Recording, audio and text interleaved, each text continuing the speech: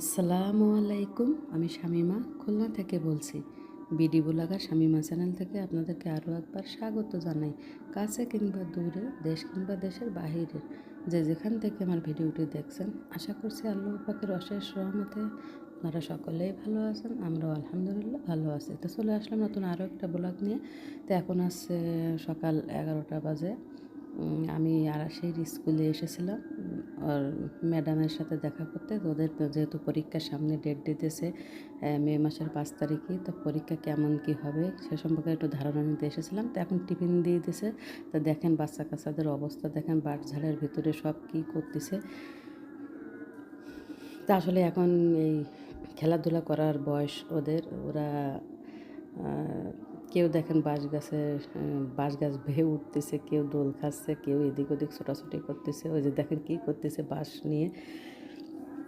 তো ওরা এভাবে করতেছিল আর আমি ভয় পাচ্ছিলাম, শুধু বলতেছিলাম তোমরা গাছে উঠে না, গাছ থেকে পড়ে যাবা, পড়ে যেয়ে ব্যথা পাবা। তো ওরা আমার কথা শোনে না, বলে কি আন্টি আমরা সবসময় উঠি, আমাদের কিছু হবে না। তো প্রচণ্ড গরম, কিন্তু খুলনা আজ 3 থেকে 4 দিন অনেক গরম পড়ছে। তো এখন হচ্ছে এটা বিকালবেলা। তো আমি ডাক্তারের কাছে যাচ্ছি খুলনা প্রিন্স হসপিটালে।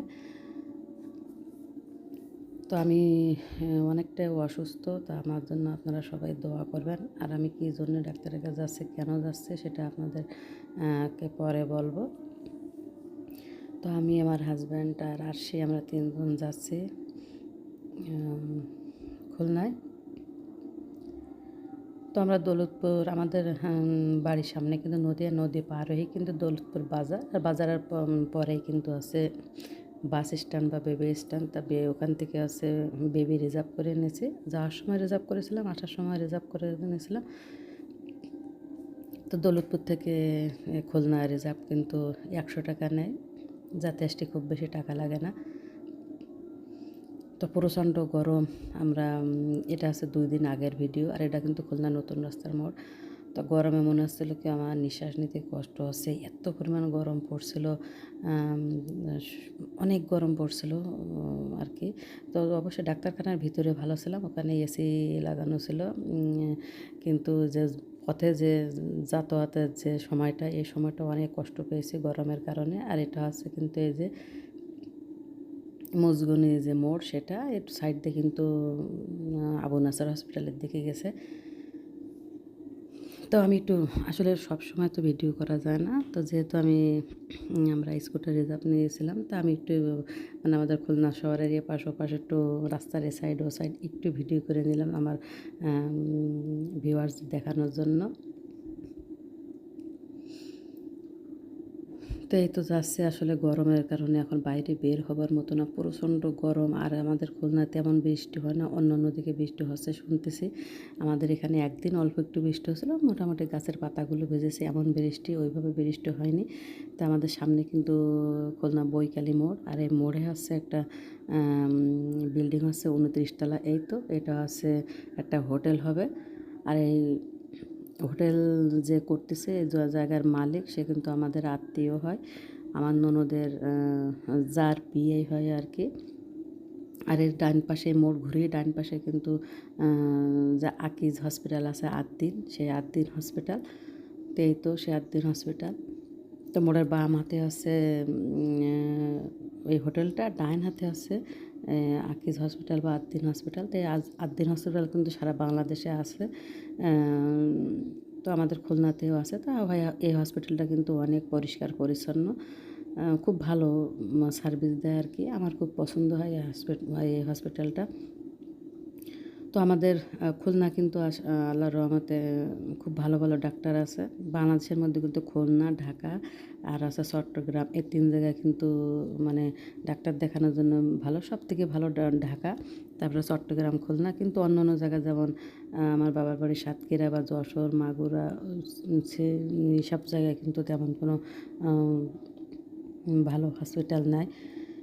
মানে আমাদের দক্ষিণাঞ্চলের মধ্যে কিন্তু এই খুলনা হসপিটালগুলো কিন্তু সবথেকে ভালো। মানে যত ইমার্জেন্সি রোগী আছে বা অনেক বড় বড় রোগ আছে, সেগুলো কিন্তু খুলনায় ট্রিটমেন্ট করে। আর এখান থেকে যখন না পারে তখন কিন্তু ঢাকায় পাঠানো হয়। আর এটা আছে খুলনা নিউ মার্কেট।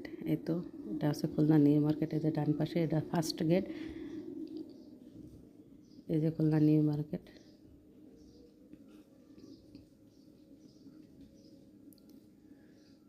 তো এই যে বাম সাইডে কিন্তু অনেক ফার্নিচারের দোকান আছে।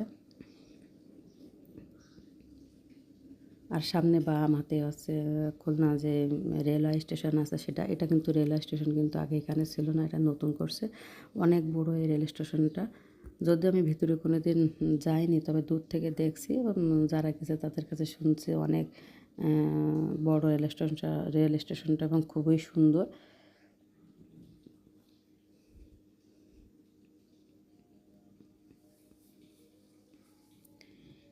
তো এই তো কিন্তু রেল স্টেশনটা প্রায় এসে গেছি। এই যে রেল স্টেশন, এই যে। তো আমাদের বাড়ি থেকে আমরা যে ডাক্তারখানা যাচ্ছি খুলনা, সেখানে কিন্তু বেশি পথ না, মানে 4 মাইল হবে, 4 থেকে 5 মাইল। এই তো এখন কিন্তু আমরা এই যে ডাক্তারখানা ওই রোডেই ঢুকে পড়ছে, মানে খুলনা যে ডাক বাংলা মোড়, মোড় থেকে কিন্তু চলে আসছি। এবং সামনে আছে, এখানে আছে সোনারাঙ্গার দিকে যাচ্ছি। তার অল্প একটু সামনে গেলে খুলনা যে রয়্যাল হোটেল আছে নাম করা, সে রয়্যাল হোটেল বা ক্যাসল সালাম, এটা রেখে আছে আমি যে হসপিটালে যাচ্ছি, প্রিন্স হসপিটাল, সেখানে যাচ্ছি। আর এটা আছে ডাইন সাইডে যে দেখছেন, এটা আছে সে জাতিসংঘ পার্ক। এই যে খুলনা যে জাতিসংঘ পার্ক আছে, এই যে রাস্তার ডাইন সাইডে ডাক্তারখানা যাতে, এই যে জাতিসংঘ পার্ক। আর এর সামনে কিন্তু বড় আরেকটা হসপিটাল আছে, এই জন্য অ্যাম্বুলেন্স দেখা গেল। আর এই তো আমরা এসে মোড়েই চলে আসছি। তো ডাইন পাশে হচ্ছে হোটেল রয়্যাল, আর বাম পাশে হচ্ছে ক্যাসল সালাম হোটেল, খুলনার সবচেয়ে বড় হোটেল বা নামকরা হোটেল। তো এই যে বাম সাইডে এই যে কালো এই যে লেখা, ওইটা আছে হোটেল ক্যাসল সালাম। আর ডাইন পাশে এই যে এটা আছে হোটেল রয়্যাল। ওই যে এই যে, তো আমার হাজব্যান্ড দেখাচ্ছে যে ওই যে প্রিন্স হসপিটাল ওইখানে নামাই দেবেন, মানে রাস্তা পার করে অপোজিটে, কিন্তু একটু ঘুরে আসতে হবে। তো খুলনা কিন্তু বেশ ভালো ভালো জায়গা আছে ঘোরার জন্য, শিশু পার্ক আছে, চিড়িয়াখানা আছে, অনেক ভালো ভালো জায়গা আছে। তারপরে যে ব্রিজ আছে খুলনা, সেখানে রূপসা যে ব্রিজ, ওখানে কিন্তু ঘোরার জায়গা আছে। তো এই তো কথা বলতে বলতে কিন্তু আমরা হসপিটালের সামনে এসে গেছি। তো খুলনার প্রিন্স হসপিটাল, এনাদের কিন্তু 3টা হসপিটাল। একটা হচ্ছে রুগী দেখা হয়, যেখানে রুগী দেখা ওইখানে যাবো। আর এইখানে আছে পরীক্ষা, এখানে আছে সরি, রুগী যে অপারেশন করা সেই রুগীগুলো রাখা হয়। আর আরেকটা আছে, সেখানে শুধু পরীক্ষা করা হয় সব কিছু। আর খুলনার মধ্যে কিন্তু প্রিন্স হসপিটালটা হচ্ছে পরীক্ষার সবচেয়ে ভালো আসে রেজাল্ট, রিপোর্টটা, মানে পরীক্ষার রিপোর্টটা সবচেয়ে ভালো রেজাল্ট আসে। এই তো আমরা ডক্টরখানায় বসে আছি, ওখান থেকে পরীক্ষা করে রিপোর্ট নিয়ে এখানে চলে এসেছে। তো এখানে কিন্তু এসি লাগানো আছে, কোনো কষ্ট হয়নি। আর আমরা বসে রয়েছি হচ্ছে 6 তলায়, তো লিফটের ব্যবস্থা আছে, কোনো সমস্যা হয়নি। এই তো এখানে সব রুগীরা বসে আছে। এই তো এসি লাগানো, দেখেন খুবই সিস্টেমটা খুবই ভালো, কিন্তু বাইরে অতিরিক্ত গরম। তো আসি তো এখান থেকে বেরোতে চাচ্ছিল না, করছিল আম্মু অন্য জায়গায় শুধু কষ্ট আছে, এসি নাই তো। আর এখানে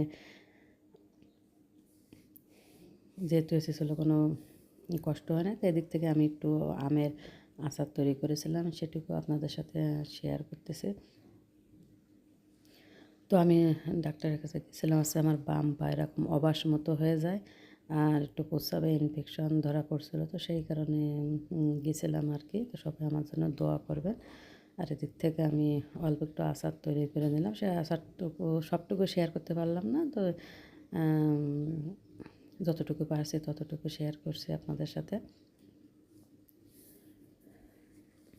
তো আমার ভিডিওটি কেমন লেগেছে আপনারা অবশ্যই কমেন্ট সেকশানে কমেন্ট করে জানাবেন। আর ভালো লাগলে একটা লাইক দেবেন, আর খুব বেশি ভালো লেগে থাকলে আমার চ্যানেলটিকে সাবস্ক্রাইব করে নেবেন। আর যারা অলরেডি সে কাজটি করে ফেলেছেন তাদেরকে অসংখ্য ধন্যবাদ। তো আমার আচারটা কিন্তু তৈরি হয়ে গেছে। এখন আমি চুলাটা কিন্তু বন্ধ করে দিয়েছি, একটু চুলার করে রেখে ঠান্ডা হলে তারপরে আমি থামিয়ে নেব। তো আমার জন্য সবাই দোয়া করবেন। তো সকলেই ভালো থাকবেন, সুস্থ থাকবেন, নিরাপদে থাকবেন। আজকের মতো ভিডিওটি এখানে শেষ করছি। আল্লাহ হাফেজ।